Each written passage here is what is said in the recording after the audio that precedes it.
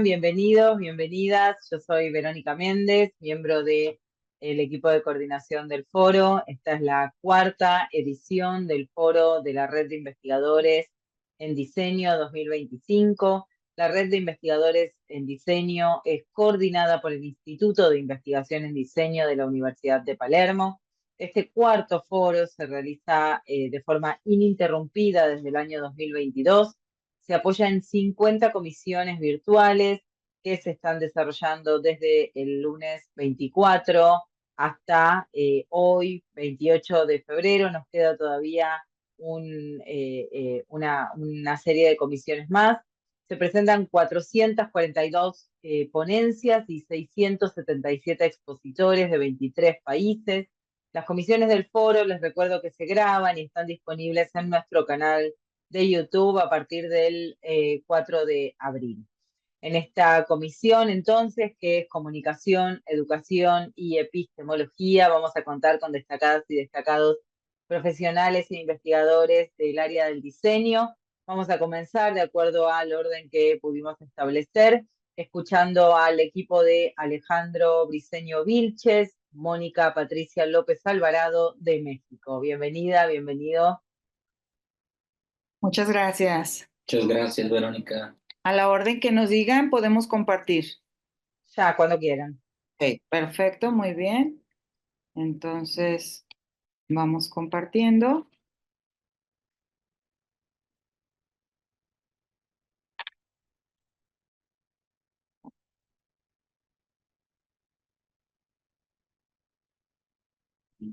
Perfecto.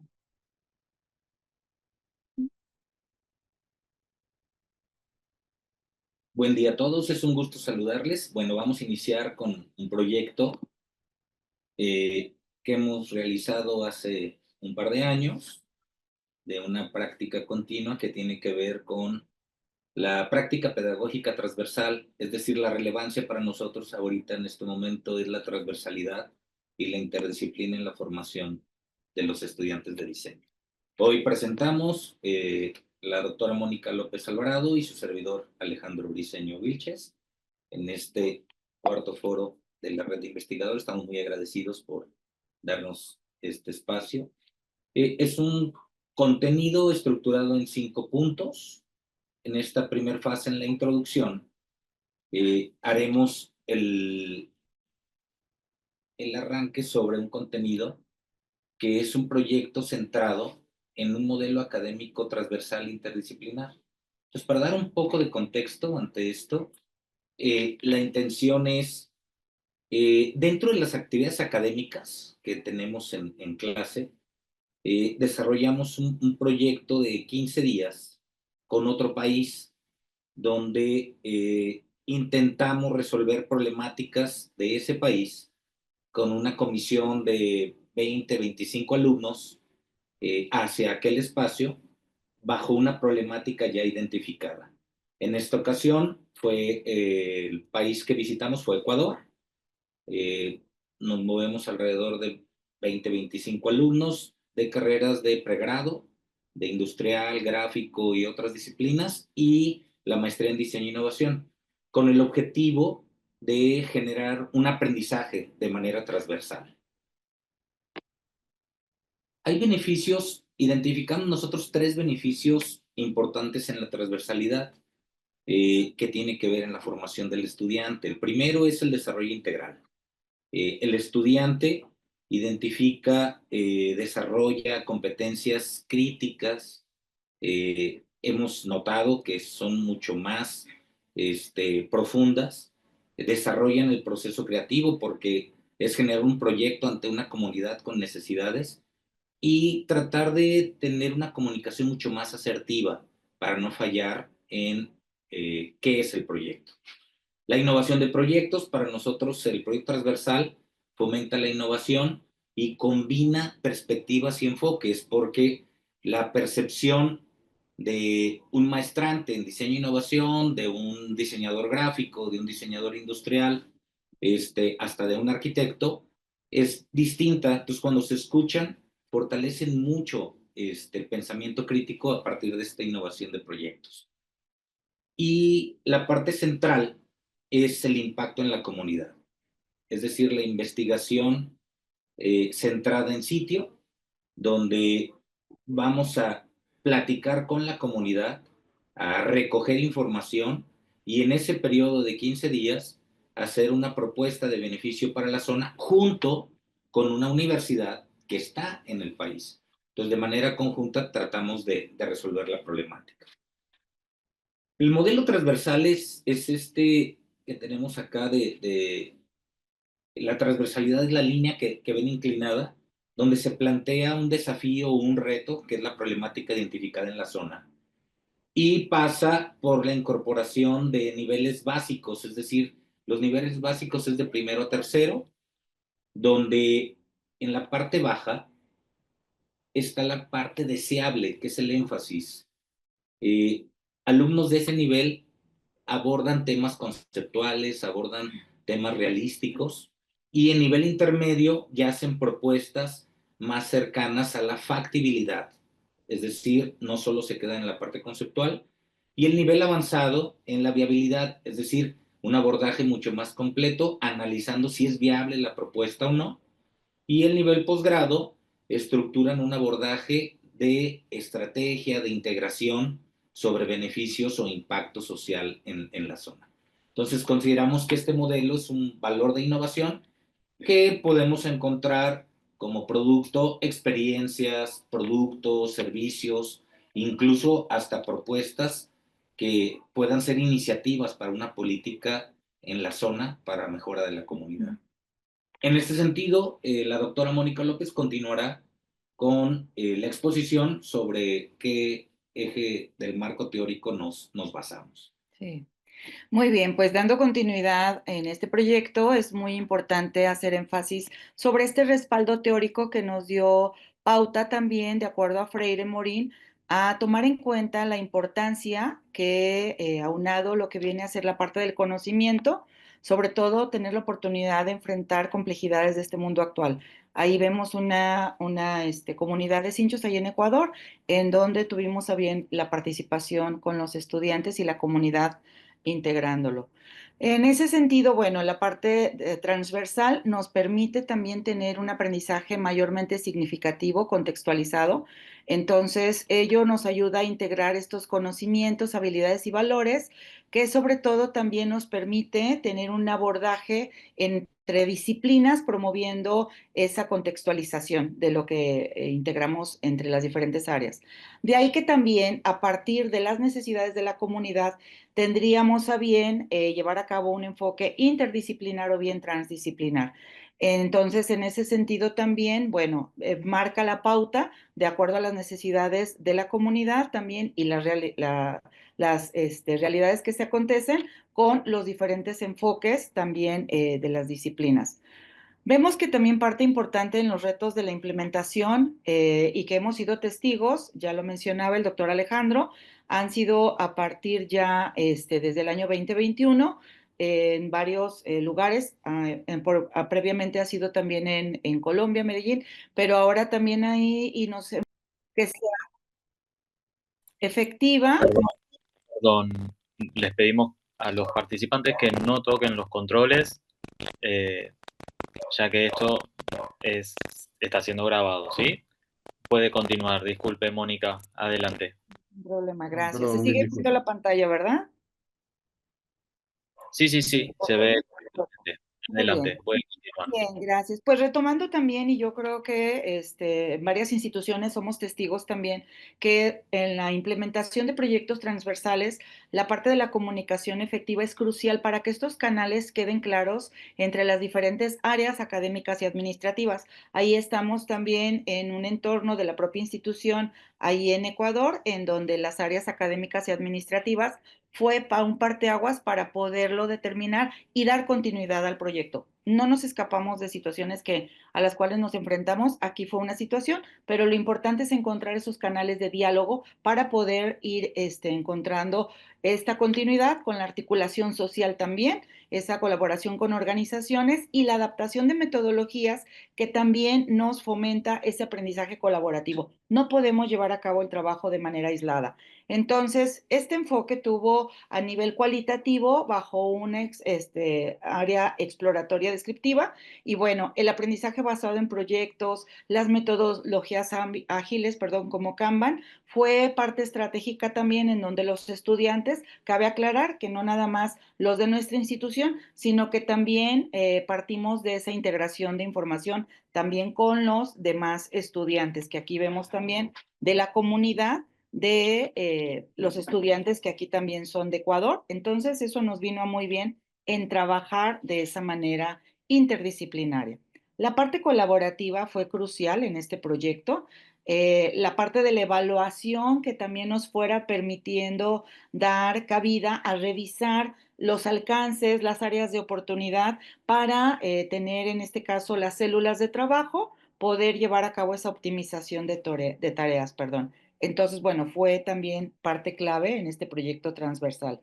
Como todo también dentro de estos retos y oportunidades que ya mencionábamos, era la parte de la comunicación, las competencias también clave, que fueron la flexibilidad, trabajo colaborativo, de ahí también que la parte del desarrollo integral de los estudiantes es puesta como de manera crucial y el fortalecimiento de la autonomía, es decir, también en donde los estudiantes de manera autogestiva tuvieron la oportunidad de contrastar sus habilidades, sus competencias y ponerlas también en práctica con la comunidad. El trabajo colaborativo, como ya decíamos, dentro de los resultados y aprendizajes de estos proyectos transversales son clave, así como el pensamiento crítico y la sensibilización social. Y bueno, vamos a dar continuidad para dar el cierre ya. También el impacto en la comunidad, que fue clave también. En la investigación y acción participativa, que no lo podemos hacer aislados, fue en coordinación con la sociedad y en conjunto con ella.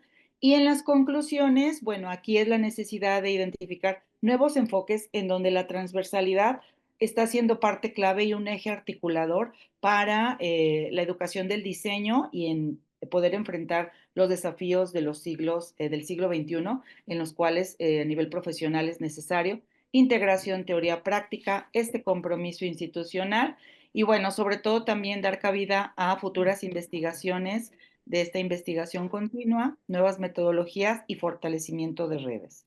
Muchísimas gracias. Muchísimas gracias. Muchas gracias. A continuación, vamos a dar paso al trabajo realizado por Isabel Hidalgo Valencia junto con Andrea de la Cruz Vergara y Regina Dávila desde Perú. Bienvenidas. ¿Qué tal? Gracias. Muchas gracias. Paso a compartir. ¿Compartes o yo comparto? Ya. Sí, Ok, ya estamos. ya. Bueno, nosotros, buenas tardes con todos y bueno, igual presentarnos rápidamente. Nosotros venimos de la Universidad Católica de Perú, del curso específico de tipografía, que es de la especialidad de diseño gráfico de la Facultad de Arte y Diseño. Bueno, y vamos a presentarles Isabel Hidalgo y Regina Dávila, que vamos a exponer, pero también Andrea de la Cruz es parte del equipo, está presente. Entonces vamos a dar inicio a nuestra exposición sobre, bueno, se llama De la herencia histórica incaica a la palabra diseñada, ¿no? Es el nombre de nuestro proyecto. Siguiente. Un poco para contextualizar el trabajo que hemos hecho, es un vínculo con el Museo Mali, ¿no? En el año 2023. El Mali es un museo muy importante en nuestro país y ellos desarrollaron o organizaron una exhibición, una muestra que se llamó Más allá de un imperio, donde se contextualizaba a la historia de los incas y a la difusión del quechua, ¿no? Como aporte de identidad cultural. Y tuvimos la suerte, o el honor, se puede decir, no sé, de participar también contando nuestra historia desde nuestro punto de vista del diseño, ¿no? Con nuestros estudiantes, ¿no? Y lo hicimos a través de letterings y afiches o tipográficos, ¿no? O especímenes tipográficos. Siguiente. Entonces, el objetivo de este proyecto era difundir a la comunidad nuestra historia a través del diseño tipográfico, difundir el patrimonio del Mali entre nuestros estudiantes, reconocer las palabras quechuas de la sociedad inca que recorrían toda esta exposición, ¿no? Durante todo el recorrido de la exposición, que fue muy interesante, el hilo conductor eran estas palabras en quechua, ¿no? Como auca o camaquén, ¿no? Que de acuerdo al significado se podría representar con objetos materiales y conceptuales también, ¿no? Entonces esa parte fue muy enriquecedora para nosotros y para los estudiantes. Siguiente. Dentro de los entregables eran como piezas gráficas de lettering, y se hicieron 2 letterings, que era un lettering de la palabra en quechua en sí, y una frase que salía de esta investigación que hacían los estudiantes, ¿no? Que les poníamos unas pautas, ¿no? De qué es lo que debía tener la frase, y después era validada por los arqueólogos. Y el diseño de alfabetos, ¿no? Donde ellos diseñaban a partir de las palabras utilizadas en el lettering, ellos diseñaban su tipografía y después las incluían en un espécimen tipográfico al final del curso, ¿no? Siguiente. Entonces, ahora paso a comentarles cómo fue este proceso de investigación y desarrollo, ¿no? Del diseño. Para empezar, en la etapa de recolección y de información, fue sumamente importante la visita y charla de los especialistas, ¿no? Julio Rucabado lideraba, curador de esta muestra, y él brindó esta charla a los estudiantes, ¿no? Donde se presentaban estos objetos, y luego también la información que nos brindó el mismo Mali, el Museo de Arte de Lima, eh, con información sobre la intención y el objetivo de esta muestra, ¿no? En la siguiente etapa, los alumnos pudieron, a través de la lluvia de ideas y mapa conceptual, reconocer palabras claves que se tomaron como insumo para empezar a graficar, ¿no? Y aterrizar como los primeros bocetos que tuvieron para sus letterings, sus piezas gráficas, ¿sí? Luego, en la etapa de realización, hubo una especie de validación también de las estructuras de la frase para el lettering, y luego volcaron sus formas dentro de grillas para el alfabeto, ¿no? Donde pudieron organizar mejor este sistema gráfico que empezaban a construir. Luego, ya en la etapa final, los diseños fueron validados por los especialistas y por las docentes y las docentes y los docentes del curso, ¿no? Y también por el público que se acercaba a ver la muestra, la exhibición de los trabajos de los alumnos.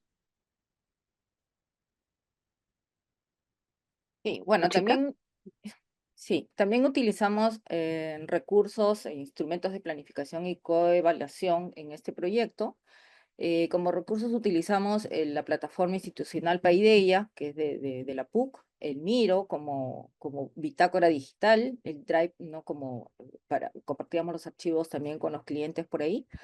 Los chicos hicieron un informe de actividades y cumplimiento de tareas, que es el documento del medio, y finalmente hicimos una encuesta de satisfacción también de los grupos, y la verdad que tuvimos muy buenos resultados también con este proyecto y con el aprendizaje de la tipografía.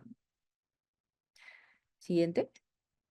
Y ahí podemos ver algunos ejemplos justamente de los especímenes, de los letterings y de las aplicaciones de los letterings en piezas. En este caso eran postcard, perdón, que los chicos también habían propuesto para el Mali, ¿no? Entonces ahí tenemos este segundo ejemplo, las palabras, no quiero, por ejemplo, ayu, ¿no? Aja, ¿no? Que era chicha, y así, ¿no? Tenían que ver mucho también el concepto, ¿no? Que ellos utilizaban desde las palabras en quechua, ¿no? Siguiente. Y ahí buraca, ¿no? Sinchi, por ahí también había el otro, el capañán, ¿no? Entonces, tocapu, no toc de tocapu, ¿no? Entonces ahí ya era como los nombres que ellos habían escogido para su tipografía, ¿no? Ujú. Siguiente.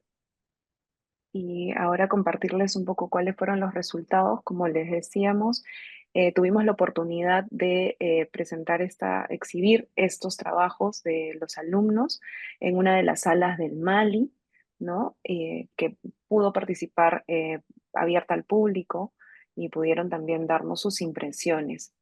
Junto a ello, dimos un taller de lettering dirigido para el público que estuvo.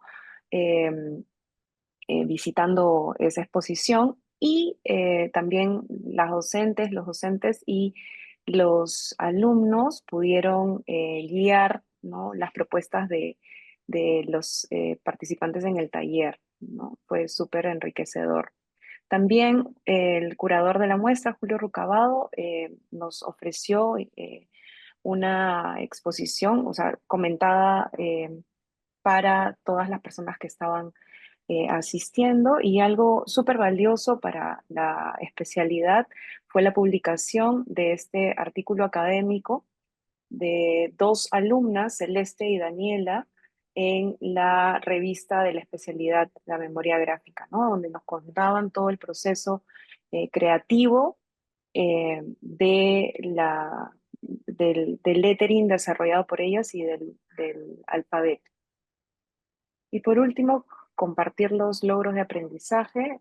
Entonces, aquí hemos reconocido que hemos podido diseñar estos letterings y alfabetos tipográficos con el enfoque cultural, trabajar un proyecto real, ¿no?, de responsabilidad social universitaria con el Mali, una super institución dentro del Perú, revalorizar la historia, ¿no?, y reconocer también al idioma quechua y su valor súper importante para como nuestro patrimonio. Gestionar el aprendizaje autónomo y colaborativo del grupo de los estudiantes. Y por último, redactar y publicar un artículo en la memoria gráfica, ¿no?, en la revista de la especialidad de la facultad. Entonces, eso ha sido lo que hemos preparado para compartir. Espero que les haya gustado y muchas gracias por su atención. Gracias. Muchísimas gracias. Muchas gracias. Gracias a ustedes. A continuación, vamos a escuchar la exposición de la colega María Candelaria Santillán de Argentina. Buenas tardes a todos. Ya pongo la pantalla. Mi nombre es María Candelaria Santillán. Soy licenciada en Relaciones Públicas y soy docente de la Universidad de Palermo hace 15 años. Y soy directora de una consultora de comunicación que se llama Innova. Hoy en este foro voy a tratar mi proyecto de investigación disciplinar, que se trató de cómo manejar una crisis institucional, y voy a tomar el caso de la empresa Germanwings, que es la empresa de bandera de Lufthansa, la empresa alemana.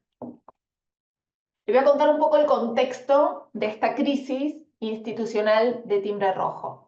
El 24 de marzo del 2015, el avión de Germanwings con 150 pasajeros partió de Barcelona y se estrelló en los Alpes franceses, llevando la muerte a todas las personas a bordo. Este caso fue una crisis que clamó a toda la opinión pública mundial, ya que después de varias investigaciones se llegó a la conclusión de que había sido un suicidio por parte del copiloto, que había llevado la muerte a 150 personas. Frente a esta situación, lo que yo planteo es cómo atravesar una crisis de esta envergadura, ¿no? De esta envergadura que tildamos de timbre rojo, porque involucró fallecimientos, y obviamente de crisis institucional, porque afectó la imagen de la marca. Para eso trabajé con varias hipótesis que las voy a detallar a continuación. Una crisis institucional de botón rojo se puede transitar de manera positiva con la estrategia de verdad y transparencia. Este fue el caso de esta empresa de Germanwings, que actuó de manera transparente y con la verdad en todo momento, aún en situaciones en donde iban a desmedro de su propia imagen. brindó conferencias de prensa de inmediato y fue aclarando toda la información chequeada que iban sabiendo y procesando en cada momento de la crisis. Además, utilizaron redes sociales y su página de internet e intranet para dar información certera. Después del accidente, la empresa se comprometió a realizar exámenes psicológicos y psiquiátricos sorpresa a sus empleados pilotos para poder detectar problemas mentales y así evitar, obviamente, crisis de este estilo a futuro. Además, está comprobado que los psiquiatras que atendieron al copiloto, que se llamaba Andrea Lubitz, no habían detectado problemas tan profundos y que manifestaron que con la medicación controlada esta situación podría sobrellevarse. Factor que nunca comunicó la empresa luego del suceso, y esto fue un error y fue asumido por Germanwings meses después del accidente. La empresa Germanwings, línea bandera de Lufthansa, sobrellevó de manera efectiva esta crisis institucional debido a sus buenas prácticas en el año 2015.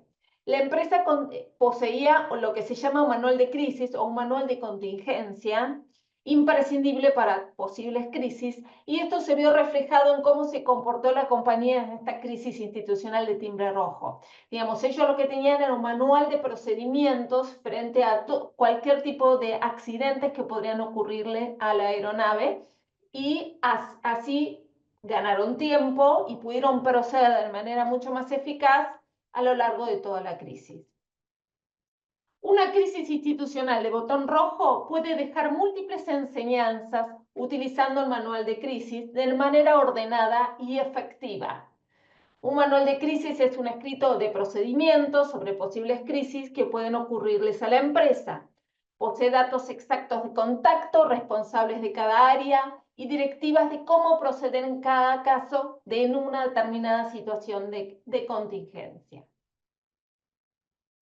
En el año 2014, la empresa Malaysian Airlines, exactamente el 8 de marzo, todos recordarán el vuelo MH370, ocurrió el 8 de marzo de 2014, viajaban 239 personas en una aeronave de la compañía Malaysian, ¿sí? El vuelo partió de Kuala Lumpur y debía aterrizar en Pekín el mismo día.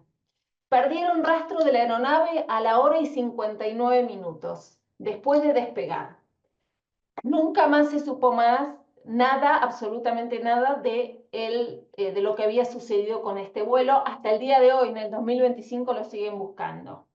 Pero ¿cuál fue el proceder de Malaysian Airlines a comparación de Germanwings, la línea de Lufthansa? Primero, no se preocuparon por las víctimas y sus familias, nunca los atendieron, nunca empatizaron con lo que estaban sufriendo y lo que estaban pasando. Luego les comunicaron a los 15 días a las familias de las personas desaparecidas que sus familiares habían muerto, sin ninguna prueba material. Y esto produjo un caos impresionante en la opinión pública. Luego en las conferencias de prensa no se habló con un vocero preparado, sino que se habló con diferentes directivos de Malaysian Airlines que no tenían ningún tipo de preparación de media training, por ejemplo, ¿no? Y dieron mensajes inexactos, otro error de Malaysian Airlines. Y por supuesto no tenían ningún tipo de manual de crisis, ninguno en todo su haber. Entonces, obviamente, esto que produjo una caída de la imagen corporativa y una quiebra de la empresa meses más tarde. ¿Qué es lo que hizo Germanwings a comparación con Malaysian Airlines?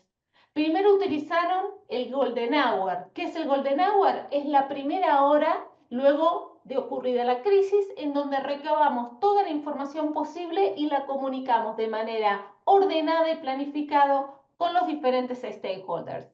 Luego realizaron varias conferencias de prensa, otorgando toda la información que iban recabando de todo lo acontecido. Dispusieron un 0800 para la familia de las víctimas y un 0800 para los clientes anteriores, actuales y potenciales. Colocaron en sus redes sociales, como en Facebook y páginas de intranet, todo tipo de información recabada hasta el momento sobre la crisis. Realizaron comunicados de prensa. Realizaron traslado de familiares en avión hacia el lugar del accidente. Utilizaron las redes sociales, por ejemplo Twitter, con mensajes en diferentes idiomas, para que los mensajes corporativos lleven a cada uno de los países que estuvieran interesados en la crisis. Hubo un video del CEO dando el pésame a todas las familias de las víctimas y a todos los allegados. Costearon la educación a los hijos de las víctimas durante 15 años. Y por último, indemnizaron a las familias de las víctimas en tiempo y forma. A ver, y para cerrar, lo que analicé en esta investigación es que con la previsibilidad, un manual de crisis, un manual de contingencia, con gente especializada que generalmente son responsables de relaciones públicas, que son los voceros institucionales preparados para poder dar una nota, poder dar una conferencia de prensa, se puede sobrellevar crisis tan trágicas como estas, ¿sí?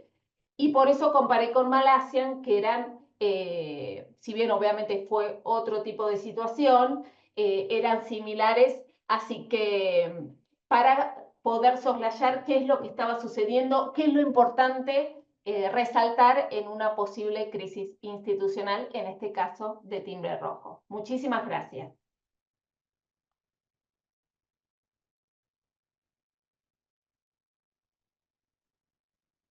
Ahí está, estaba muteada. Bueno, muchísimas gracias. Muchas gracias. Vamos a continuar. Jessica López Capacho no está, entonces continuamos. Bien. Bueno, vamos a continuar con el trabajo de Clara Santana Lins No, perdona. Cerqueira. Jessica López y Sí. Sandra, sí estamos. Bueno. Hola, Disculpas. sí. Ok. Tranquilo. No hay problema. No nos pasamos entonces. Continuamos, sí, con nuestras colegas de Colombia, Jessica Daniela López Capacho, junto con Sandra Patricia Forrero Salazar. Gracias. Muchas gracias. Perfecto. Buenas tardes para todos. El proyecto que les presentamos hoy se enfoca, como lo muestra su título, en la didáctica. El tema central es la enseñanza de los procesos metodológicos clásicos en el área de diseño. Integra de manera práctica las respuestas y las principales dudas de los estudiantes y propone o da herramientas al docente para satisfacer los intereses pedagógicos. Como parte de la justificación, se identificó un aspecto principal, se consideró la relevancia del tema en el proceso de formación de un diseñador, es decir, las metodologías como parte del proceso fundamental de la formación de un diseñador, ya que son la base del pensamiento que más adelante él mismo desarrollará. También se identificó la necesidad de ofrecer herramientas acordes al contexto local, en donde es común encontrar docentes que imparten por primera vez la asignatura o estudiantes a su rol de universitarios, principalmente porque vienen desde otras ciudades lejanas a Pamplona como tal. En ese orden de ideas, el proyecto se delimita puntualmente en el tema de metodologías de diseño impartido en el segundo semestre del programa de diseño industrial de la Universidad de Pamplona. Y dado que se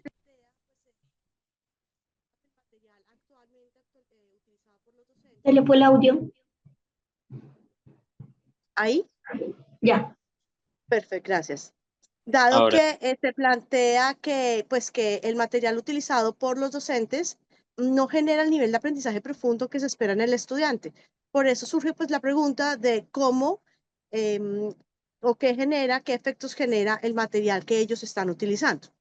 En ese sentido, pasamos a los objetivos que definió el proyecto, en donde se enmarca en el objetivo principal en identificar el impacto del material que utilizaban estos docentes y se construyó a través de los objetivos específicos de identificar, analizar y evaluar dicho material para desde allí poder llegar a generar una propuesta real e implementable tanto para los docentes como para los estudiantes de la asignatura, y que tuviera miras a ser replicable en cualquier otro curso que pueda manejar el mismo tema. Sigues, Daniela. Bueno, los principales fundamentos teóricos que se tuvieron en cuenta para esa estrategia que nosotros estamos proponiendo es la pedagogía en todos sus campos, centrándonos principalmente en lo que es la enseñanza. Todo acto pedagógico es relacionar enseñanza-aprendizaje, pero esta herramienta fue pensada en un inicio principalmente en la enseñanza y las relaciones didácticas que se generan dentro del aula, específicamente definiendo cuál es el acto pedagógico y la didáctica puntual para enseñar metodologías de diseño. Igualmente, se evalúa cuál es el modelo pedagógico que se utiliza y el que es acorde para diseño industrial, del cual se define el modelo social pedagógico cognitivo, en el que nosotros trabajamos en la base de aprendizaje bajo proyectos, aprendizaje in situ, entre otros. Y en puntualizar en lo que es la innovación educativa, ya que principalmente en el tema de metodologías de diseño no es que no exista, digamos, un bagaje teórico, pero no encontramos como material que sea didáctico y acorde para la enseñanza del mismo. Entonces nos centramos en lo que es la gestión del conocimiento, principalmente dando la innovación desde cómo se imparte y se difunde conocimiento explícito, principalmente en las metodologías de diseño, y cómo hay una adopción y apropiación de este tema. Este proyecto se desarrolla bajo una investigación mixta proyectiva no experimental de corte transversal, en donde los primeros datos se tomaron con docentes y estudiantes. Lo primero que hicimos fue una revisión documental para conocer cuáles de los docentes que pertenecen al programa habían dictado la asignatura Proyecto 1, que es en la que el estudiante tiene el primer acercamiento con metodologías de diseño. Ninguna otra de la línea proyectual que tenemos es como base para la enseñanza, sino que ya se empiezan a aplicar estos conceptos. Esa revisión documental se hizo a corte de entender a través de dos instrumentos: el historial del personal docente y puntualmente elegir a los 5 que en ese periodo dictaron esta asignatura.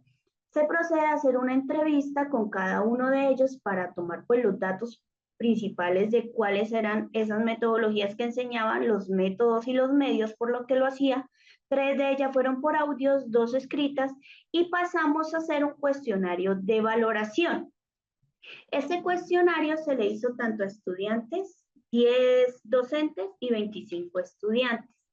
En la primera fase, los datos que tomamos fue principalmente cuál es la base teórica, qué son metodologías de diseño, qué referentes bibliográficos utilizan actualmente los docentes, los medios en los que implementan, cuáles metodologías de diseño enseñan en este primer momento, proyectos de aula que se ejecutan con estas metodologías enseñadas y su sistema de evaluación. Y en la fase 2, que fue cuando ya nosotros pudimos hacer una propuesta y se pasa a los docentes a evaluar, hay una contextualización, valoración del material por parte de estos docentes y qué experiencias podían generar en el proceso de aprendizaje. La propuesta se basa en las siguientes fases. Entonces, con todos esos datos que ya tuvimos, hubo una fase de planeación, en donde ya se definen puntualmente estos datos anteriores, y pasamos a una fase de diseño en donde se definieron 5 capítulos para un material didáctico que obtuvimos de manera física y de manera digital. Aquí, si ustedes escanean este código QR, pueden ir a un ebook en donde van a ver el material. Doy unos segunditos para quienes lo quieran escanear y ya les hago la muestra del ebook.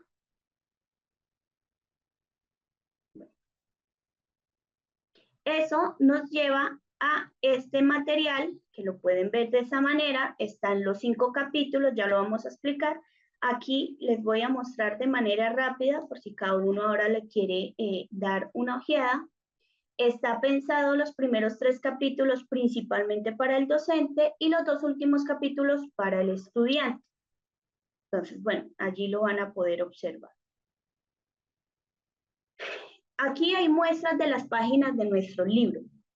El primer capítulo está seccionado principalmente en darle a entender a estos docentes qué es la enseñanza, qué es el diseño y qué es la enseñanza en el diseño.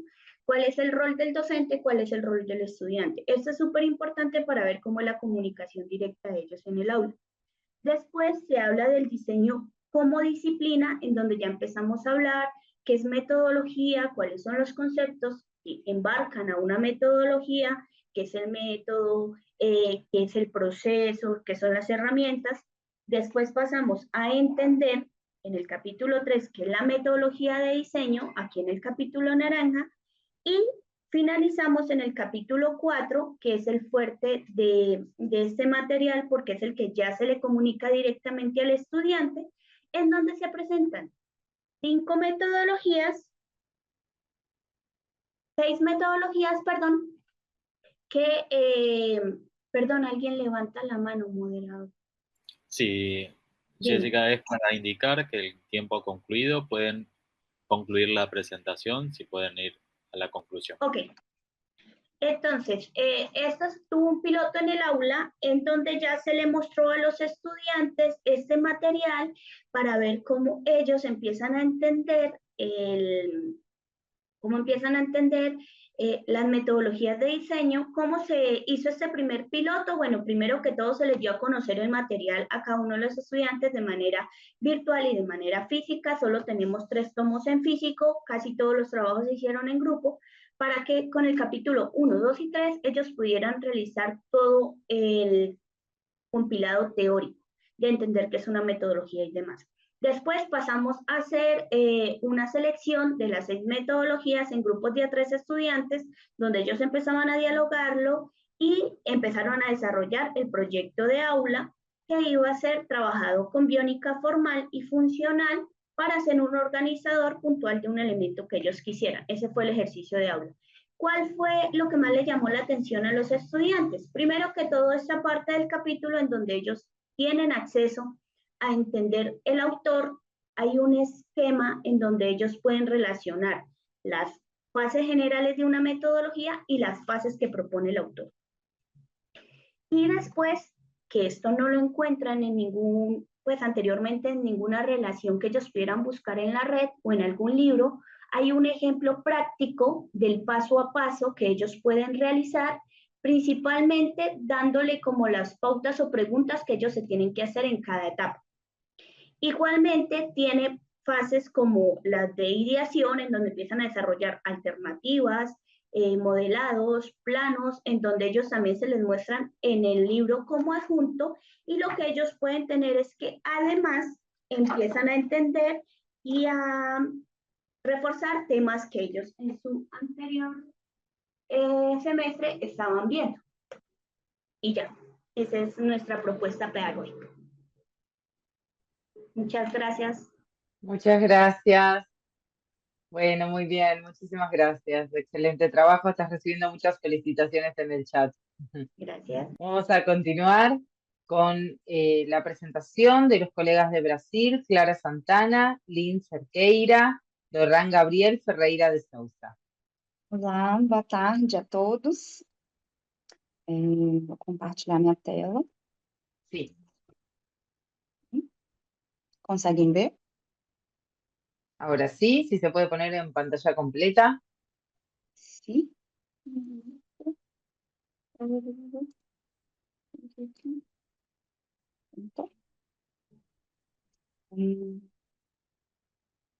Ahí está, excelente, cuando quieran. Boa tarde a todos. Gostaria primeiramente de agradecer a oportunidade novamente que a semana do foro tem dado, né, para os pesquisadores. Esse é o meu terceiro projeto hoje. E, bom, muito obrigada por aceitar mais este. Eu sou professora no Centro Universitário UNA, aqui do Brasil, no estado de Minas Gerais, cidade de Belo Horizonte. E os nossos parceiros, né, que financiam esse projeto, e mais 2 projetos que a gente apresentou no início da semana, é o Anima Lab Hub, em parceria com a UNA, no Anima Educação.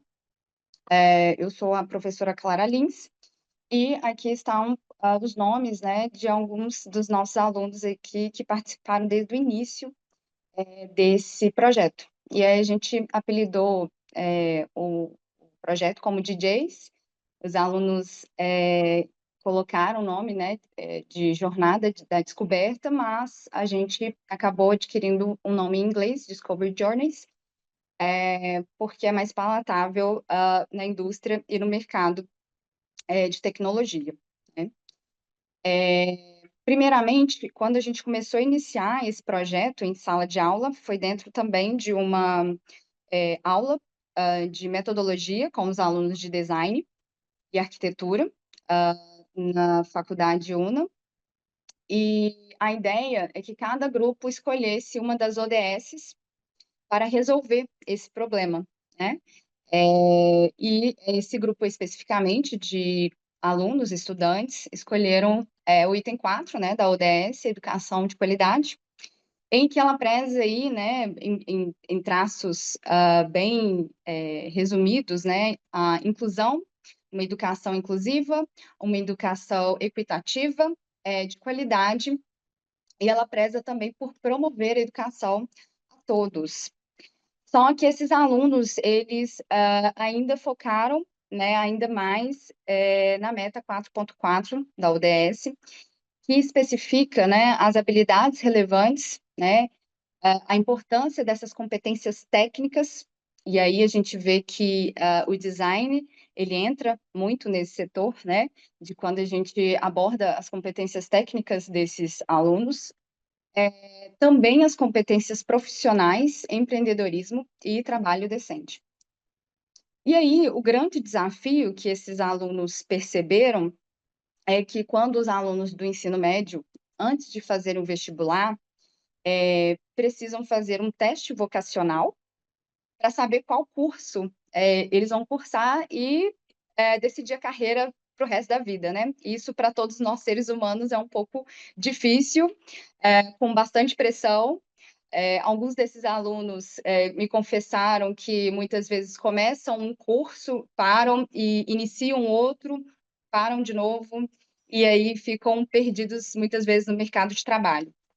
Então, a proposta deles no início era como, né, o problema, na verdade, posto aqui enquanto problema de design, como que esses alunos, né, esses estudantes, poderiam passar por esse momento sem tantas indecisões, né, sem tantas dores. E aí, o público-alvo traçado são adolescentes, né? Eles escolheram os adolescentes saindo do terceiro ano do ensino médio aqui no Brasil, que é quando é o momento de fazer as provas para o vestibular. E aí, dentro da metodologia de design que a gente utiliza, uma das que a gente utiliza aqui no Brasil, a gente gosta muito de fazer painéis imagéticos para projetos tanto práticos ou para gerar novas ideias, né, como brainstorming, no 20 palavras, e o painel de estilo de vida, ou os mapas de percepção, eles são utilizados justamente para a gente delimitar quem que é esse público-alvo, para cada vez mais afunilar, né, essas necessidades. E, enfim, então, o painel de estilo de vida de adolescentes, saindo, né, dessa puberdade, entrando na vida adulta, é cheio de contradições, né, de lazer, mas também de angústias e muita tecnologia e muitas selfies, né? Outro painel, né, que está dentro dessa lógica metodológica e que acompanha o painel de estilo de vida, é o painel semântico, onde eles traçam, a partir de imagens, esse sentimento, né, acerca do público-alvo. O que esse público-alvo ele sente, quais são seus anseios, quais são seus desejos. E muito, né, desse painel semântico foi traçada aí uma questão de angústia e dúvidas, mas também aí, talvez, uma geração que não está tão preocupada em olhar para o futuro, mas talvez aqui para alguns momentos presente e chegando a negligenciar o próprio estudo, enfim, a própria formação, carreira. E pensando nisso, esses alunos traçaram também, né, um painel iconográfico, que é outra ferramenta, justamente para tentar entender o que eles poderiam precisar para essa angústia e esse sofrimento em relação ao vestibular poderiam ser sanados. Então, eles chegaram à conclusão de que existe um uso exacerbado do celular, dos aplicativos, das redes sociais, e pensando nisso, né, eles pensaram em solucionar, criando aí, né, talvez um aplicativo, né, algo que pudesse conectá-los, que, enfim, toda essa faixa etária, inclusive a gente também, né, a gente não foge mais tanto do celular. Essa faixa etária, ela ainda tem um uso ainda mais excessivo do celular, e como que a gente poderia, então, resolver, através de um aplicativo, essa angústia, né, esse problema proposto inicialmente. Então, a inspiração do projeto veio a partir, né, dessa ideia da criação do aplicativo, por causa das indecisões, né, de ser uma ferramenta de comunicação social para eles, de conexão e tecnologia. E o conceito do projeto veio como jornada da descoberta, né? Porque se eles se encontram tão sem rumo, né? Muitas vezes, quando estão precisando sair da formação de estudante do ensino médio para ir para a carreira, né? Para a vida adulta, como sanar esse problema? Então, criando um aplicativo que conecte e que tenha uma experiência positiva, né? Com o mercado de trabalho. Então, a ideia é traçar objetivos e criar experiências de conexões no mercado de trabalho antes mesmo deles realizarem o vestibular. Porque se você tem essa conexão com o mercado antes de fazer o vestibular, você pode ter uma certeza maior daquilo que você quer, né, ser dentro do mercado de trabalho. E talvez essas escolhas de qual faculdade cursar, qual curso cursar, elas sejam um pouco sanadas. Então, novamente, né, a gente trouxe aí o problema de design, que é esse jovem, esse público-alvo dentro do mercado de trabalho, e qual a escolha desse curso, como ele poderia ser sanado. Então, foi feito aí um fluxograma para tratar esse aplicativo, as ideias que foram concebidas, né, muitas, e também, dentro desse fluxograma, a gente tratou da usabilidade, dos caminhos em que esse aplicativo ele poderia ir. Aqui é um croquis, né, já feito em moodboard do Canva, não é uma ideia ainda em desenvolvimento, né? Esse é um projeto que ainda não finalizamos, mas eles desenharam uma plataforma primeiro de site, né, para clarificar as ideias e depois adaptar isso para um aplicativo. Então, a ideia dos alunos seria entrar nesse aplicativo, e neste aplicativo, após ele criar seu perfil, né, de estudante, ele tem ali os principais convênios, né, que apoiam essa ideia, né, junto a essa questão da ODS, né, e da educação de qualidade. E dentro do site e desse aplicativo, a gente teria também, né, as empresas conveniadas para tratar aí, por exemplo, de arquitetura, sobre design, sobre engenharia. Então, a ideia seria que esses alunos veriam aqui na plataforma de eventos, né, no site de eventos, quais empresas estariam promovendo ali um diálogo sobre a carreira, seja de engenheiro, de arquiteto, de designer, para poder clarificar um pouco essas indecisões que surgem muito naturalmente para esses estudantes. E aí a gente começou a traçar, né, passar para o formato de aplicativo mesmo. Então, iniciamos já o croquis, a gente já fez algumas telas, mas como ainda está em processo, não vou mostrar. Mas a gente pode ver o potencial do design, né, como uma interface multidisciplinar, né, em que a gente pode gerenciar aí questões de educação, né, pedagogia, a gente pode gerenciar e entender o design como uma ferramenta estratégica aí para comunicar ideias, para incentivar pessoas, né, alunos, estudantes, e principalmente a gente foca aí nessa questão da melhoria da qualidade de vida na Terra, né, então global, Então, a gente vê o design como uma ferramenta estratégica para essa solução, né, de diversos problemas, e um deles, né, está atrelada aí a esse público-alvo que, né, sai do ensino médio e muitas vezes não conseguem alcançar o nosso, a faculdade, né? Muito obrigada. Queria novamente reforçar aqui o nosso apoio, que é o Ânima Educação, a UNA Oficial e o Ânima Hub. Tem os Instagrams, a equipe, e é isso. Muchísimas gracias, muchas gracias y invito también, Clara, y a todos los colegas a dejar sus contactos en el chat para darle un tiempo a todas las personas asistentes a poder copiarlo y ponerse en contacto Isso. con ustedes. Muchísimas gracias. Gracias. Vamos a continuar con Ximena Herreros Piraíno desde Chile. Hola, muy buenas Hola, tardes. bienvenida. Muchas gracias.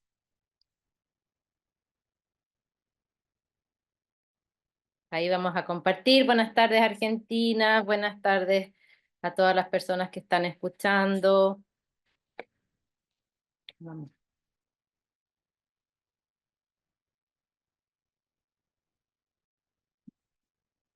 Muy bien.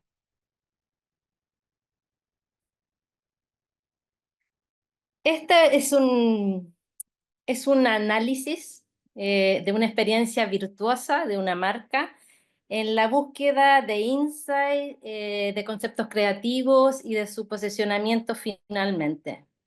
Entonces, del hombre de hojalata al de carne y hueso, el viaje de las marcas desde el deber ser al querer ser. La cuestión. Esta charla pone foco en el cambio que han experimentado algunas marcas en relación a sus mensajes y contenidos, al cambio de discurso verbal y a su posicionamiento. ¿Cómo ha cambiado el tono de voz? ¿Qué comunican hoy a sus clientes? ¿Cómo se pasa de comunicar un mensaje objetivo a hacerse parte de una experiencia subjetiva y emocional?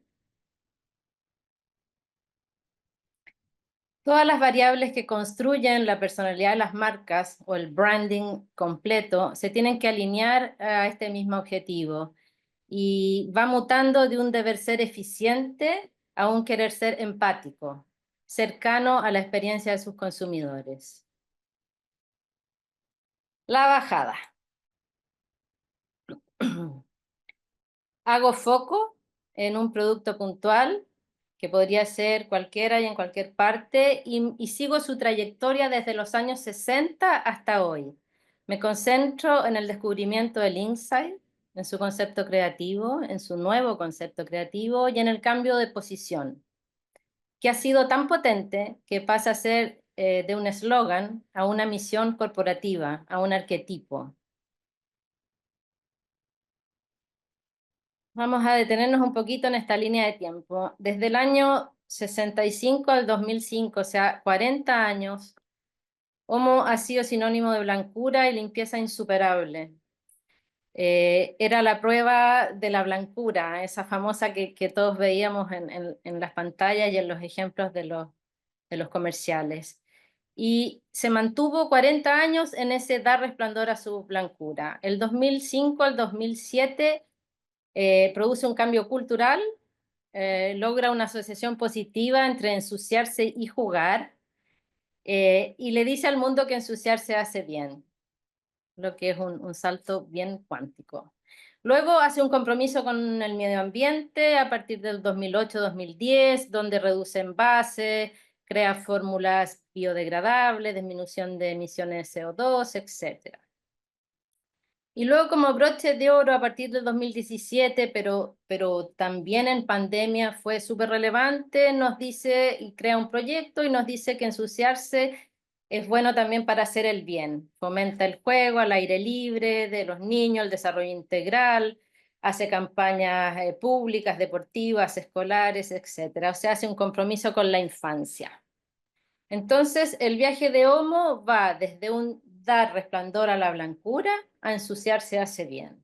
Del hombre de hojalata al de carne y hueso, y es realmente una transformación radical, un cambio cuántico para mí. Los invito a dilucidar el recorrido, las 4 estaciones. La estación 1 va desde lo racional a lo emocional, de la cabeza al corazón. Es un viaje que va desde la necesidad de posicionarse como producto a ponerse en el lugar de los consumidores, de un discurso frío y racional a uno sensible y cercano. Las marcas, en la necesidad de ser empáticas y asertivas con sus públicos objetivos y con sus demandas, yuxtaponen sus beneficios reales a la experiencia emocional del beneficio. Es interesante eso. El discurso de Homo va desde dar una solución a un problema puntual a ser parte de cómo los consumidores lo solucionan, sin reglas preestablecidas y todas válidas. Estación número 2, de un insight desde el producto a un insight desde los clientes. Las nuevas definiciones de las marcas son reflejo del sentir de las personas, muy especialmente las nuevas generaciones. Lo que hasta hace poco eran experiencias más bien opuestas, trabajo, tiempo libre, vida familiar, vida personal, compromiso, libertad, siempre hasta dónde llego. Hoy ambas son igual de importantes y hay que tener todas las opciones bajo la manga. Disfruto de la vida mientras trabajo, disfruto del trabajo mientras vivo. Todo en una misma jornada y a la vez. Hoy día hay chicos, hay gente que trabajan desde la playa y eso es impresionante como cambio y también en sus insights. Entonces, Homo, al igual que sus consumidores, mezcla el deber ser con el querer ser. Hace ahí una travesía. De ser súper eficiente pasa a ser súper comprensivo. Estación número 3, de un objetivo corporativo a uno cultural. Los nuevos discursos reflejan una travesía valórica, acorde a la evolución de la sociedad, del planeta. Y la estrategia comunicacional de las marcas se alinean y concuerdan con los anhelos de todos y todas. Quiero ser feliz, vivir en paz, disfrutar de la vida, valorarme el tiempo, sobre todo el mío, que nadie me imponga sus reglas, el respeto mutuo, cuidar la naturaleza, etc. Pero además pone foco en los niños, en esos que son hoy más que nunca sujetos de derecho, pero que también se ensucian prácticamente en cada actividad que realizan y ponen en jaque el tiempo y el buen ánimo de los padres. Homo entonces adhiere en su discurso a anhelos universales, incorpora los insights globales. Estación número 4, de un atributo genérico a una misión de marca. Este producto sigue teniendo el mismo beneficio. Desde el primer día es el detergente que lava mejor, que deja impecable la ropa y especialmente la blanca. O sea, sigue dando resplandor a la blancura. Eso no ha cambiado. Es más, lo sigue reforzando hasta el día de hoy. Lo que ha cambiado es su discurso, no su atributo. Es desde dónde lo dice y para quién. La marca pone de manifiesto su concepto creativo, que es auténtico y propio y además es inimitable. Ensuciarse hace bien. El eslogan de Homo se transforma en su bandera, en su misión, en su razón de ser, ¿no? Algo que concluir. Y es el final de este viaje, de este análisis. Dar resplandor a la blancura es un discurso racional, es particular, es un objetivo duro y es un atributo.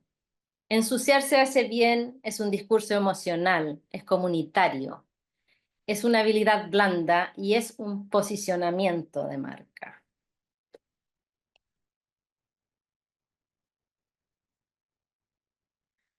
Dar resplandor a la blancura es un beneficio de un producto, es compartido, es replicable, es un mensaje para adultos, es una acción.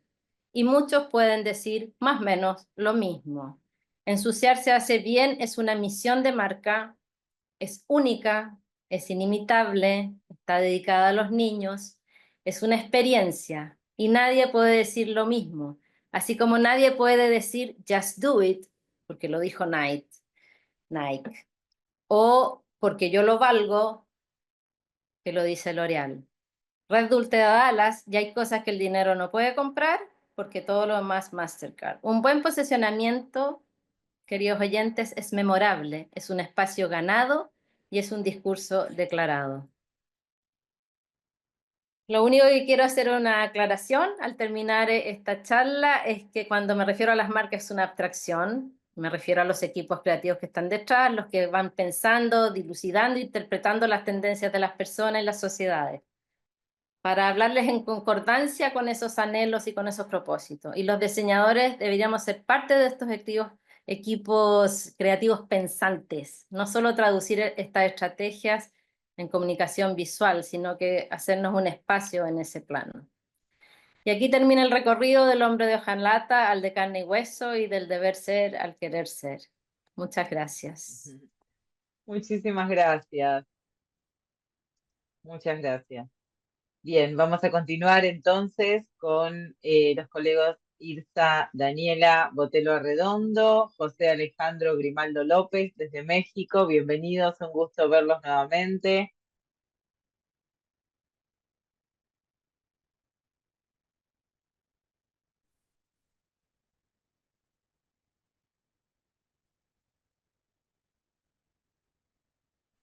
Hola, buen día.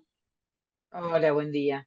Carla, si querés puedes Bueno, dejar perfecto, una muchas pregunta gracias. en el chat para después o escribirnos por privado al moderador o a mí si podemos asistirte en alguna cosa. Cuando quieran Ok, comenzar, muchas gracias. Bueno, pues venimos de la Universidad de Guanajuato, de la División de Arquitectura, Arte y Diseño, del Departamento de Diseño y específicamente de la licenciatura de Diseño de Interiores. Y hoy venimos a presentarles el maestro Alejandro Grimaldo y yo, su servidora Daniela Botello, un tema en específico que lo hemos nombrado una metodología para el interiorismo en época de agentes externos, como en este caso es la inteligencia artificial, herramienta más no determinante del ejercicio creativo. En este caso, pues podemos entender que el diseño es parte de, bueno, es un proceso en el cual se debe de presentar o forma parte de un proceso metodológico destinado obviamente a diseñar, a proyectar, a coordinar, a seleccionar y a organizar para poder tener un resultado, ya sea un espacio, ya sea arquitectura, ya sea producir objetos, ya sea también producir objetos visuales, auditivos o en sí emitir algún mensaje en específico. Y por eso es necesario y es muy importante llevar a cabo un proceso metódico, es decir, una serie de pasos para poder llegar a un resultado. Lo que tradicionalmente el interiorismo es o lo podemos entender es como una disciplina única que se diferencia en cualquier otro tipo de diseño. ¿Qué quiere decir esto? Que bueno, en específico, ubicamos un espacio y en este espacio forma parte de un contexto determinado y en este contexto pues nosotros tenemos que identificar cada una de estas características, factores que conllevan o que se van a presentar de una manera relevante en la propuesta que vamos a intervenir en este espacio. También es muy importante el poder conocer las necesidades del ser humano, es decir, que todas estas propuestas o un espacio en interior tiene que mejorar la calidad de vida y pues tenemos que tener presente qué se va a realizar dentro de para contemplar las necesidades. El diseño de interiores es una profesión multifacética en el cual la creatividad y las soluciones técnicas se emplea dentro de una estructura para construir un ambiente interior. por lo tanto, pues podemos distinguir o podemos resaltar el proceso del diseño interior que sigue esta serie de pasos o que coordina y que si no hacemos esta serie de pasos o no hacemos una investigación y no analizamos todos los contextos que conllevan alrededor de este espacio, pues entonces algo va a fallar en esta propuesta. La investigación para generar un proceso en el diseño de interiores, pues como les mencionaba, tenemos que tener presente la investigación o cada una de estas actividades para, en primer lugar, para tener conocimiento, para poder ampliar o tener esta solución a los problemas y para tener el conocimiento de todos estos contextos, porque si no, de alguna manera, pues va a fallar. Y una parte muy importante en estos pasos o en esta metodología para llegar a un resultado previo, pues es la observación. Tenemos que hacer observación de todos estos factores o principios que van a intervenir. ¿Para qué? Pues para poder fundamentar y justificar y que nuestra propuesta pues sea útil, pero a la vez también pues bella. Y pues en este caso, en el punto de observación y cuando tenemos toda esta serie de puntos, factores, características que conlleva todos los contextos, pues tenemos que analizar cada uno de ellos, tenemos que tener una distinción y separación de cada una de estas partes. Tenemos que hacer un examen muy minucioso para poder detectar los factores, las ventajas, las desventajas, para poder tomar decisiones y poder llegar, como lo mencionaba, a una propuesta pues factible para las necesidades del ser humano y en este caso pues para poder mejorar la calidad de vida.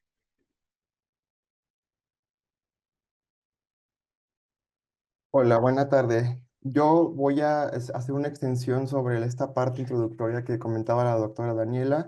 Tiene que ver con establecer los principios delimitados de una metodología tradicional que hemos utilizado tanto en la academia como en la práctica para desarrollar el diseño de interiores.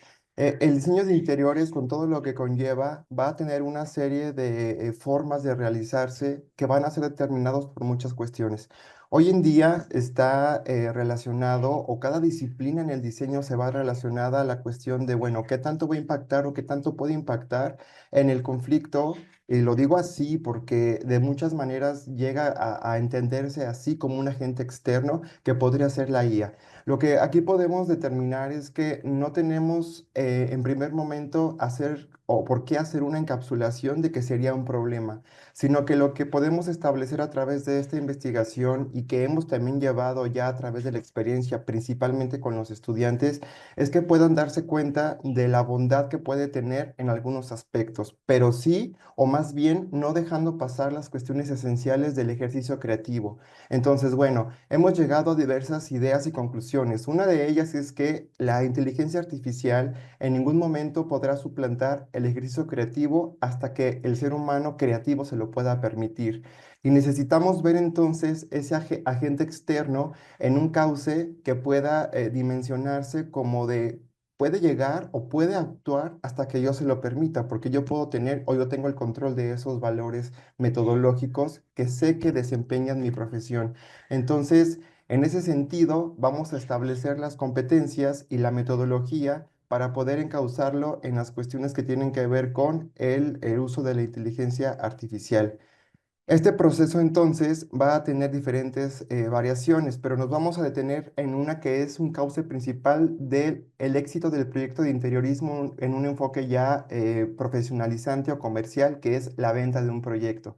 Vamos a dimensionar entonces que la representación del proyecto de diseño puede tener alcances muy equilibrados en el uso responsable de la inteligencia artificial. Y esto podría ser entendido como parte de aquel proceso que antes se hacía con mucho determinado tiempo, esfuerzo, software específicos, softwares que incluso rebasaban a veces diversas cuestiones y que hoy podemos ejecutar a través de la aplicación de este sistema o de esta bondad de la inteligencia artificial. Pero queremos dejar en claro que la inteligencia artificial tiene que ser visto como una herramienta y no como lo que determinará el ejercicio creativo. En los últimos años, esta analogía resulta de cómo ver que en los últimos años la mala información que ha llegado sobre este uso de tecnologías a los estudiantes tiene que ver con el hecho de poder ellos pensar que se puede suplantar el ejercicio creativo, pero hemos determinado a través de estos principios básicos que habrá que redimensionar esa idea y no darle el cauce o la entrada para ese ejercicio que meramente es de creatividad. Entonces, vamos a establecer algunas posturas sobre en donde la inteligencia artificial en el interiorismo no puede redimensionar lo que uno como ser humano y su proceso creativo es capaz, principalmente a través de la concepción de necesidades sensibles, ¿no? Hay mucho tema sobre esto, pero hoy podemos decir que la inteligencia artificial no podría ser una propuesta sensible por ninguno de los ámbitos sensoriales o perceptivos que el ser humano puede tener y que se ejecutan a través de un proceso creativo.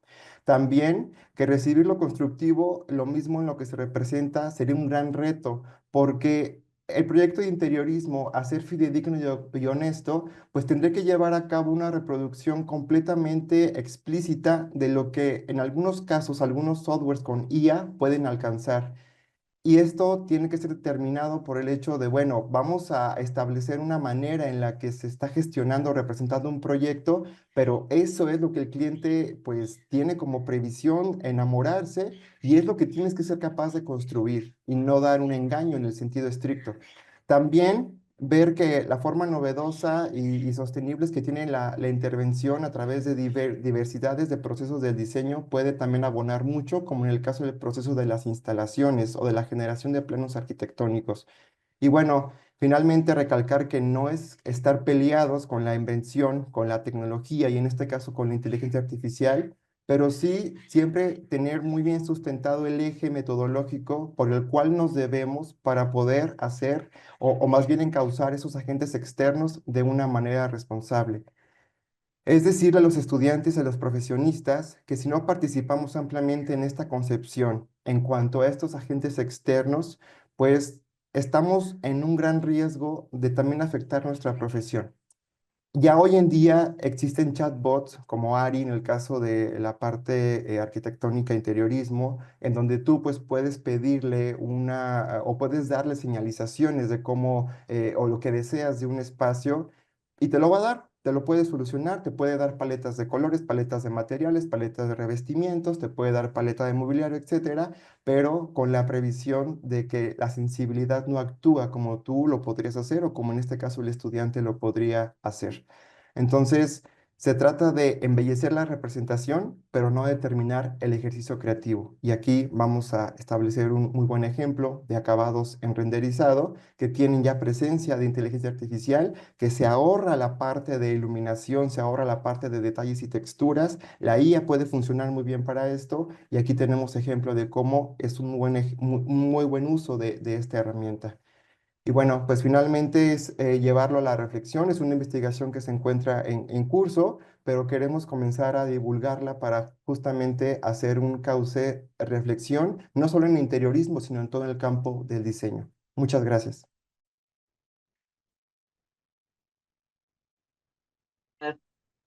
Muchísimas gracias. Vamos a avanzar entonces con nuestro último expositor desde Argentina, la presentación conjunta de Lucas Rodríguez con Alejandro Tauro, José Luis Fernández, Laura Macera, Gustavo Giancristófano, Iñaki Pagalday y sus estudiantes. Bienvenidos.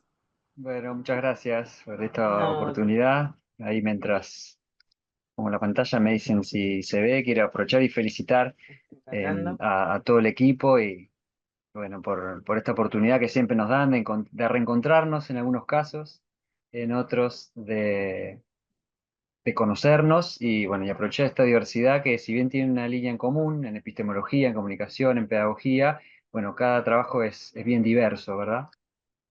No sé si ahí están viendo la pantalla completa ustedes. Sí, sí, ya se Perfecto. ve la pantalla completa. Genial, bueno, aprovecho entonces y ahí me dicen si pasa la escena.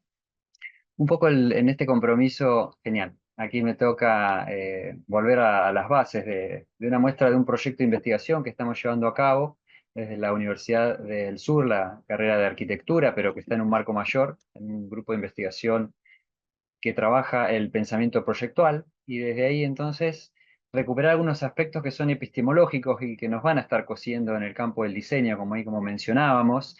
Y fíjense que estábamos yendo y viniendo permanentemente, ya sea en aplicaciones más profesionales, en cuestiones más didácticas, en el campo de la ciencia, en donde tocábamos, pero salíamos. En el campo de la tecnología, donde somos parte, pero en realidad no es lo que nos identifica. También el trabajo sobre el arte, y son todos campos que nos refieren, que están imbricados, pero que no son propios. Y ahí aparecemos entonces los diseñadores en el amplio campo de lo que sea, en mi caso arquitectura, pero que tiene que ver con la práctica proyectual, en donde Doberti habla de una cuarta posición.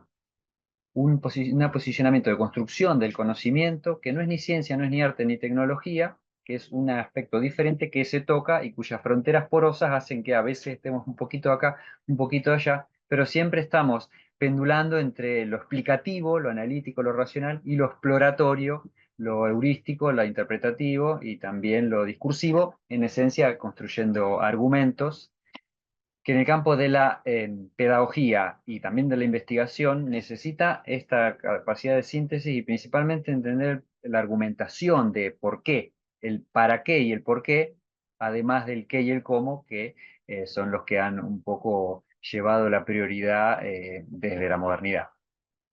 Ahí traigo un autor, entre tantos, como Richard Fouquet, que sintetiza bastante en la construcción en realidad, la construcción del conocimiento proyectual, que habla de tres momentos base: el momento estructurante, el momento creativo y el momento comunicativo, que va pendulando entre, en esencia, aspectos internos y externos, ¿no? Implícitos y explícitos, ¿no? Y en ese juego, ¿no?, interrelacionado que va y viene, bueno, podemos retomar por lo menos como concepto, quedémonos con esta idea de que hay aspectos que son de orden estructurante, aspectos que son de orden poético, creativo, innovador, y aspectos centrales de orden comunicativo, socializador, ¿no? Pero también son interpersonales, o sea, no solo hacia afuera, sino también hacia adentro para con el diálogo de nosotros mismos.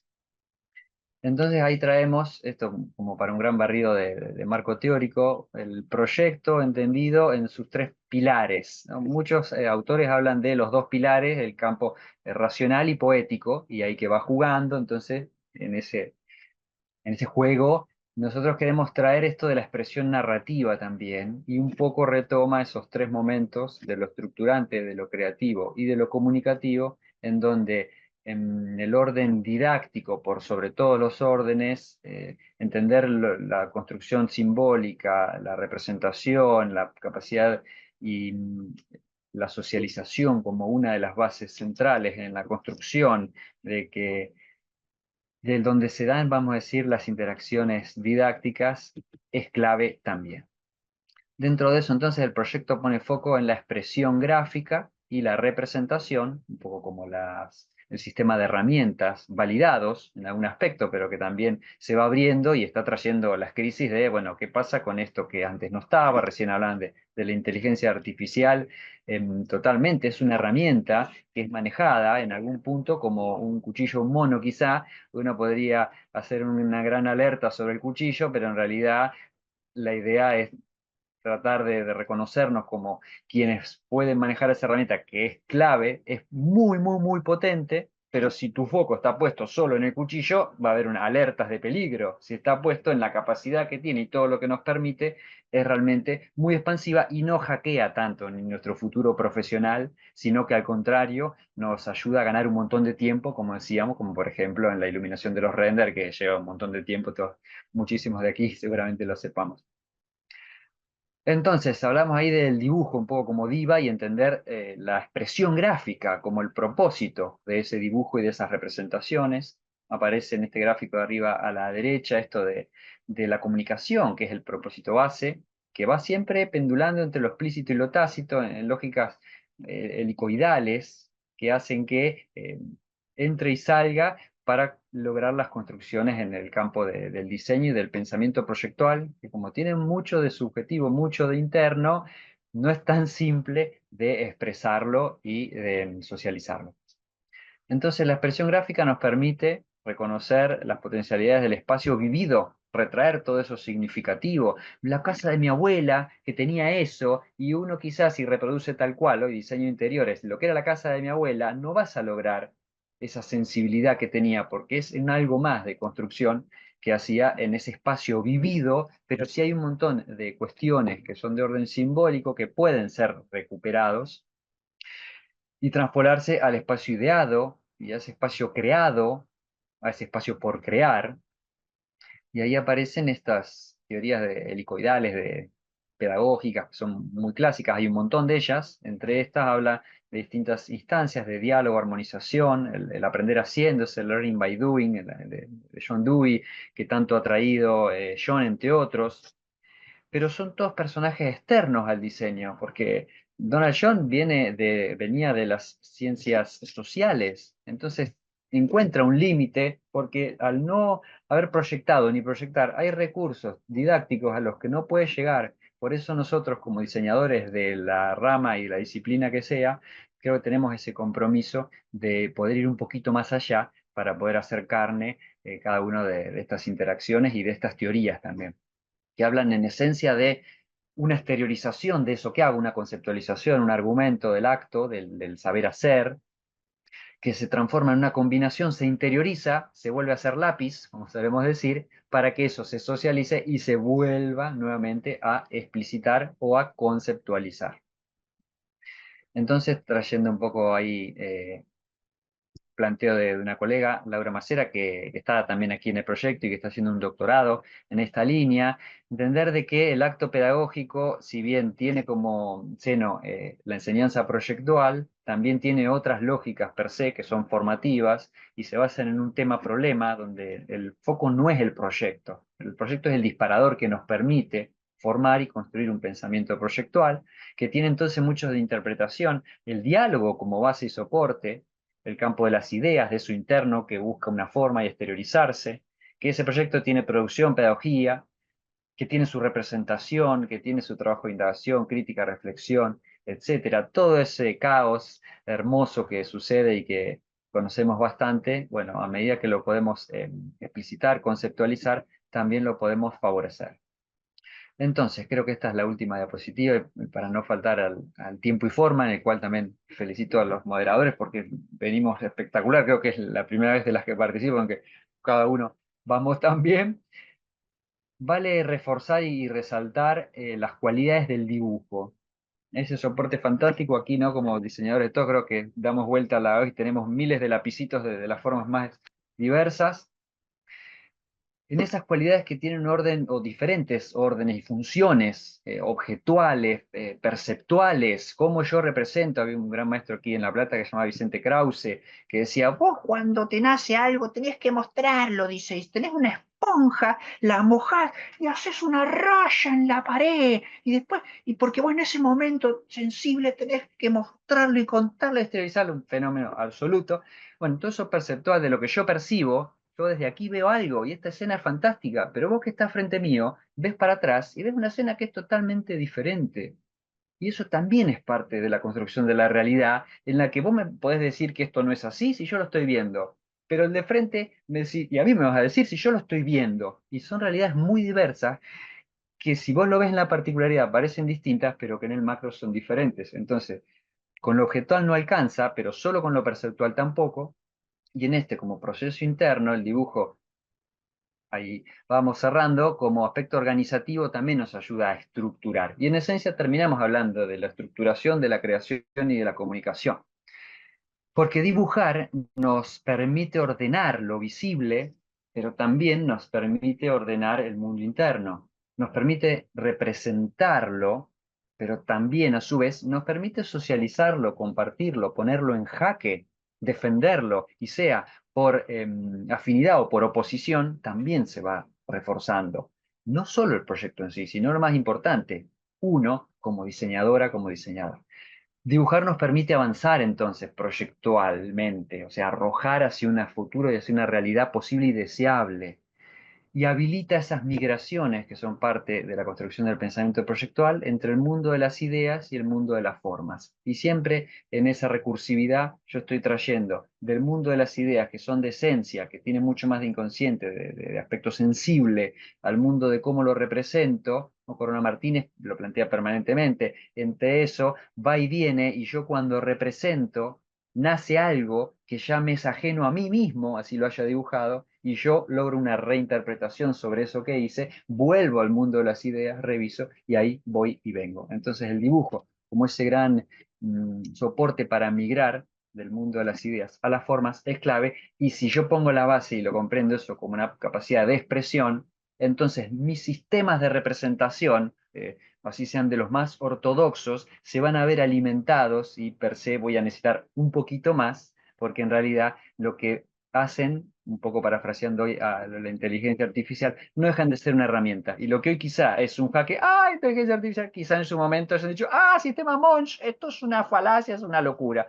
Así que tranquilos que si nos centramos en los propósitos y en entender que nuestra función como formadores, en esencia, es que quien está en las interacciones, que para que el estudiante aprenda es eso, bueno, yo creo que ahí hay un buen norte. Así que bueno, muchísimas gracias por la posibilidad y aquí estamos para continuar. Gracias. Muchas gracias. Excelente, muchas gracias. Algunas de esas notitas también fui tomando. No sé si alguien tiene algún comentario, algo que quieran sumar de estas exposiciones tan interesantes que hemos podido compartir en esta comisión.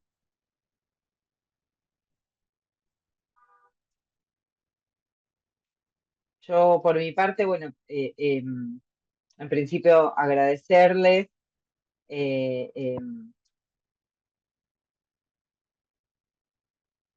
Bien, envían saludos en el chat, entonces gracias a todos.